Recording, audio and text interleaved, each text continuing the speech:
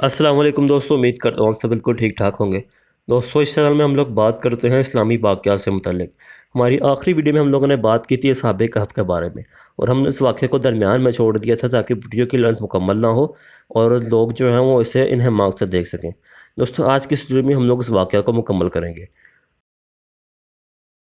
तो चलिए दोस्तों, देर किए बगैर शुरू करते हैं आज की इस वीडियो को। दोस्तों, लास्ट वाली वीडियो में हमने बताया था कि इस वक़्त का बारे में कि जब उन सहाबा कहफ़ में से एक रोटी लेने गया था और उसके वक़्त वो जो सिक्का था उसको देखकर बाकी इलाके के लोग महफ़ हो गए थे।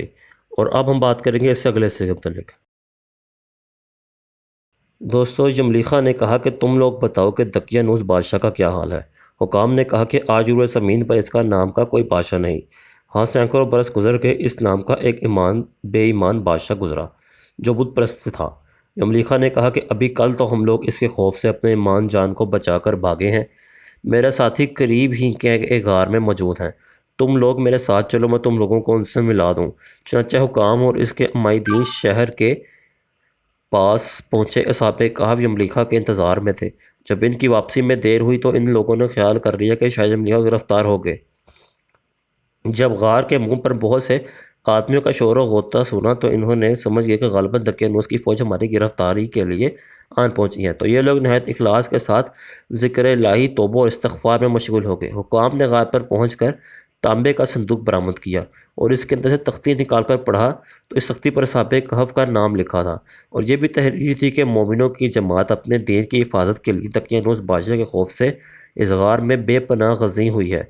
तो दकियानूस ने खबर पाकर एक दीवार से इन लोगों को गार में बंद कर दिया। हम ये हाल इसलिए लिखते हैं कि जब भी कभी ये गार खुले तो असहाबे कहफ के हाल पर मुतला हो जाएं। हकाम तख्ती की इबारत पढ़कर हैरान रह गए और इन लोगों ने अपने बादशाह बैदरूस को इस वाक़े की इतला दी। फ़ौरन ही बैदरूस बादशाह अपने अमरा और उमायदीन को शहर के साथ गार के पास पहुँचे तो असहाबे कहफ ने गार से निकलकर बादशाह से मुआनका किया और अपनी सरज़रिश बयान की। बैदरूस बादशाह सजदा में गिरकर खुदावंद कदूस का शुक्र अदा करने लगा कि मेरी दुआ कबूल हो गई और अल्लाह ताला ने ऐसी निशानी ज़ाहिर कर दी जिससे मौत के बाद ज़िंदा होकर उठने का हर शख्स को यकीन हो गया।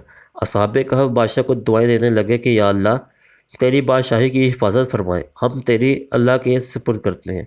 फिर असहाबे कहफ ने अस्सलाम वालेकुम कहर गार के अंदर चले गए और सो गए। इसी हालत में अल्लाह ताला ने इन लोगों को वफ़ात दे दी। बादशाह बैदरूस ने साहब साल की लकड़ी का संदूक बनवा असहाबे कहफ की मुकद्दस लाशों को इसमें रखवा दिया। अल्लाह ताला ने असहाबे कहफ पे ऐसा रौब लोगों को दिलों में पैदा कर दिया कि किसी की ये मजाल नहीं थी कि गार के मुंह तक जा सके। इस तरह असहाबे कहफ की लाशों की हिफाजत अल्लाह ताला ने सम्मान कर दिया। फिर बैदरूस बादशाह ने गार के मुंह पर एक मस्जिद बनवा दी और सालाना एक दिन मुकर्रर कर दिया कि तमाम शहर वाले इस दिन ईद की तरह ज़ियारत करने के लिए जाया करें।